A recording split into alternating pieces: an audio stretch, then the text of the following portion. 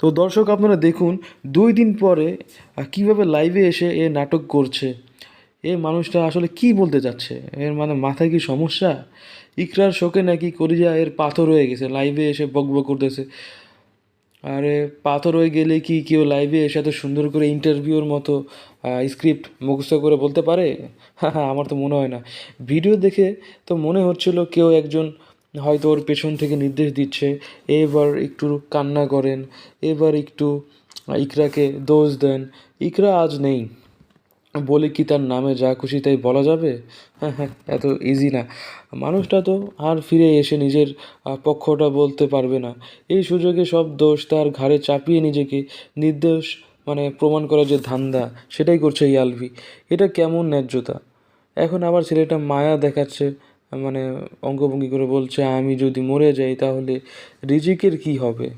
তার ছেলের কথা বলতেছে। ওরে আমার দরদি বাবা রে! যখন অন্য একজনের সঙ্গে সম্পর্কের গল্প চলছিল তখন কি রিজিকের কথা মনে হচ্ছিল? তখন তো আর মনে ছিল না। এখন সমালোচনার ভয়ে কি ইমোশনাল কার্ড খেলতে হবে? আসলেই কতটা অপদার্থ হইলে এই কাজটা করতে পারে? আর মানুষ কি এতটাই অন্ধ? আর সেই নির্ভরযোগ্য তিথি, 14-15 বছরের সম্পর্ক ভালোবেসে বিয়ে করা স্ত্রী নাকি নির্ভরযোগ্য না? নির্ভরযোগ্য হলো নতুন একজন। ঘরের ডাল ভাত ভালো লাগে না, বাইরের বিরিয়ানির জন্য মন উত্থাল পাথাল হয়ে থাকে। এই যুক্তি কি মানায়? লাইভে বসে এমনভাবে বলা হচ্ছিল যেন ইকরা ছিল ভয়ঙ্কর টক্সিক একটা জিনিস, আর তিনি ছিলেন একবারে নির্দোষ ফেরেস্তা।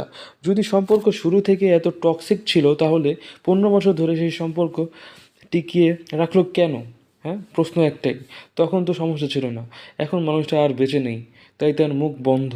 এই সুযোগে গল্প সাজানো হচ্ছে। বাহ! আসলে সব মানুষের ধৈর্যের একটা সীমা থাকে। দীর্ঘদিনের কষ্ট, অবহেলা, অপমান এসব জমেই তো একসময় মানুষ ভেঙে পড়ে। সত্যি বলতে কি, লাইভে এসে নিজেকে নির্দোষ প্রমাণ করতে গিয়ে উনি বরং নিজেকে নিচু একটা মন মানসিকতার পরিচয় দিয়েছে। মরা মানুষের নামে বদনাম চাপিয়ে নিজেকে দুধে দুয়া তুলসী পাতা সাজানো খুবই সহজ। কিন্তু মানুষ এখন নাটক আর বাস্তবের মধ্যে পার্থক্য বুঝতে শিখেছে। তো ফ্রেন্ডস, আপনারা কী মনে করেন? অবশ্যই ভিডিওটি লাইক দিয়ে চ্যানেলটি সাবস্ক্রাইব করে একটি মন্তব্য করে জানাতে ভুলবেন না। সবাই ভালো থাকবেন। আসসালামু আলাইকুম।